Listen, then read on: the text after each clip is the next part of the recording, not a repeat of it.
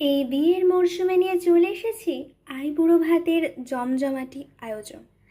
হোক না তাতে একটু পায়েস জাফরান। তাহলে এই শুভ লগ্নে বানিয়ে ফেলি জাফরান পায়েস, কি বলে? তাহলে চলুন শুরু করা যাক। এই জাফরানের পায়েস বানানোর জন্য আমি প্রথমে কড়াইতে দিয়ে দিচ্ছি ঘি। ঘিটা একটু গলে গেলে তারপরে আরও অন্য জিনিসগুলো দিয়ে দেবো। শুভ কাজে আমাদের মিষ্টি না হলেই নয়, তাই ভাবলাম পায়েস দিয়েই শুরু করা যাক। ঘি গরম হয়ে গেছে, এবার এর মধ্যে আমি দিয়ে দিচ্ছি তেজপাতা আর দিয়ে দেব ধুয়ে রাখা কাজু বাদাম আর কিশমিশ। এবার এটাকে একটু ভেজে নেব। এই পায়েসের অসাধারণ স্বাদ হয়।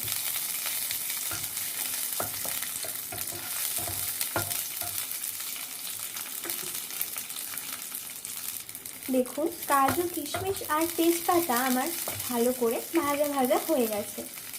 এবার আমি দিয়ে দিচ্ছি ধুয়ে রাখা গোবিন্দভোগ চাল। এবার তাকে ভালো করে নেড়ে চেড়ে নেব। চালটাকে কিন্তু খুব সুন্দর করে ঘি দিয়ে ভাজতে হবে, তাহলে একটা অসাধারণ গন্ধ বেরোবে। বেশ কিছুক্ষণ আমি এটাকে ভেজে নেব। এটা কিন্তু বসিয়ে দিয়ে চলে গেলে হবে না, এটাকে ভালো করে সব সময়ের জন্য নাড়াচাড়া করতে হবে, না হলে কিন্তু এই চাল পুড়ে যাবে, তখন আর ভালো লাগবে না। এই আষাঢ় শ্রাবণ মাসে এই ভালোবাসার আমেজে ভাবলাম শুরু করে দিই বিয়ের মরশুম। ভাবছেন তো, এই বিয়ের মরশুম হচ্ছে আমাদের একটা সিরিজ।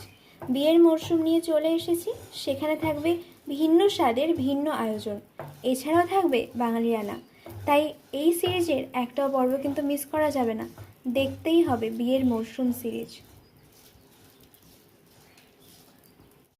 এখন ভালো করে কিন্তু আমার এটা সুন্দরভাবে ভাজা হয়ে গেছে। আমি এই গোবিন্দভোগ চাল ভাজাটাকে নামিয়ে নেব। এই যে নামিয়ে নিলাম। এবার কড়াইতে দিয়ে দিচ্ছি দুধ। আমি 2 প্যাকেট দুধ দিচ্ছি, আপনারা পরিমাণ মতন দুধ দেবেন, যতটা আপনাদের দরকার। দিয়ে দিলাম আরও 1 প্যাকেট দুধ। এবার দুধটা যখন ফুটে যাবে তখন অন্য কাজ শুরু হবে। এখন কিন্তু দুধটা ফোটার জন্য অপেক্ষা করতে হবে, হালকা নাড়াচাড়া করতে থাকবেন, না হলে দুধ কিন্তু লেগে যাবে। এই যে দেখুন, আমিও কিন্তু নাড়িয়ে নিচ্ছি।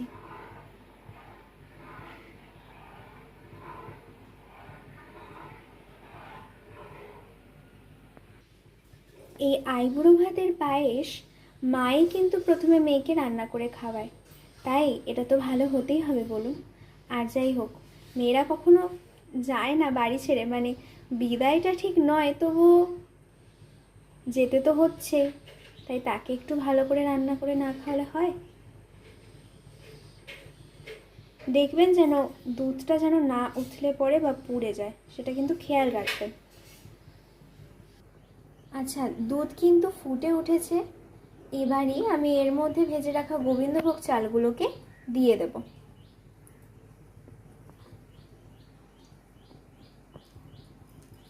দিয়ে দিলাম ভেজে রাখা গোবিন্দভোগ চাল।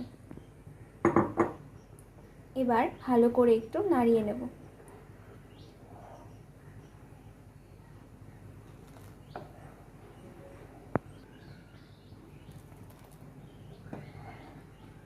এইভাবে একটু নাড়িয়ে নিচ্ছি।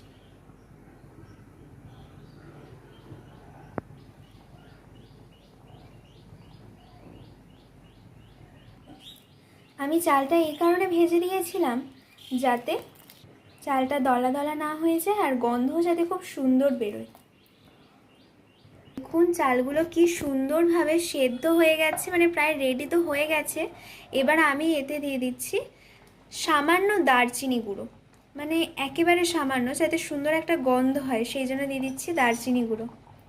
এবার দিয়ে দেব পরিমাণ মতন চিনি, দুধ অনুযায়ী চিনি দেবেন। আমি 1 বাটি চিনি দিয়েছি, প্রায় 150 গ্রাম চিনি দিয়েছি। এবার ভালো করে এটা মিশিয়ে নিচ্ছি, হতে থাকুক পায়েস। এটা কিন্তু দারুণ হবে, মানে নিঃসন্দেহে খুবই সুন্দর হবে। আমি নিজেও পায়েস খেতে পছন্দ করি, আর এই পায়েসটা তো জাস্ট আনবিলিভেবল টেস্ট হয়। দেখুন আমার পায়েস কিন্তু রেডি হয়ে গেছে। এবার আমি এর মধ্যে জাফরান দিয়ে দেব। দেখুন জাফরানগুলো আমি সুন্দর করে ছড়িয়ে দিচ্ছি। রেডি হয়ে গেছে জাফরানের পায়েস। আপনারা অবশ্যই কিন্তু বানাবেন, এটা ভুলতে পারবেন না আর কি, এতটাই স্পেশাল হবে। ফিরে আসবো নেক্সট ভিডিওতে, ততক্ষণ ভালো থাকুন, সুস্থ থাকুন। আবার এই সিরিজেরই অন্য একটা রান্না নিয়ে খুব তাড়াতাড়ি ফিরে আসবো।